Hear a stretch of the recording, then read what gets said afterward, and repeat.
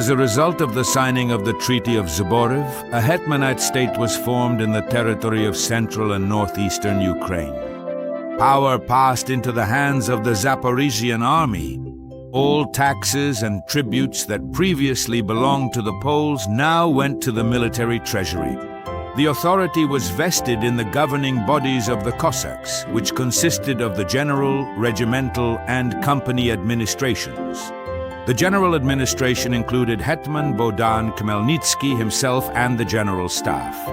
Its powers extended over the entire territory of Free Ukraine.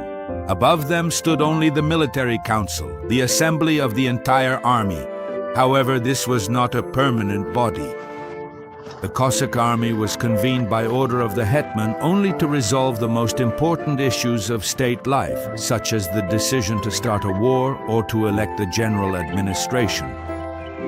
The Hetman, as the head of state, was vested with broad political, military, judicial, and financial powers. Exercising the right of legislative authority, Bohdan Khmelnytsky issued universals that were effective throughout the country. He conducted extensive diplomatic activities abroad. All of contemporary Europe began to talk about the Cossack state. Countries such as Venice, Turkey, Moldova, Wallachia, and even England established diplomatic contacts with Ukraine.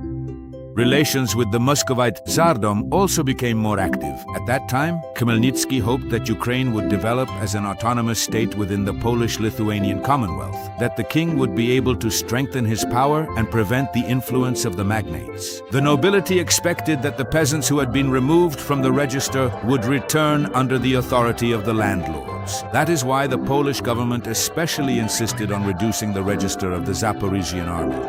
Khmelnytsky began to compile the register, but this led to a crisis in the Cossack state. It turned out that many peasants would have to return to serfdom again. Unwilling to give up their military rights, they began to rebel. The return of landlords to their estates caused even greater discontent. In turn, Poland was in no hurry to fulfill the obligations of the Treaty of Zboriv. The Orthodox Metropolitan of Kiev did not receive the promised seat in the Sejm as the Catholic clergy opposed it. Moreover, the estates were not returned to the Orthodox churches. The Polish government did not even uphold the amnesty promised in the treaty, executing many of the rebels. Dissatisfaction with the policies of the Polish-Lithuanian Commonwealth was growing in Ukraine. It was clear that the truce would not last long.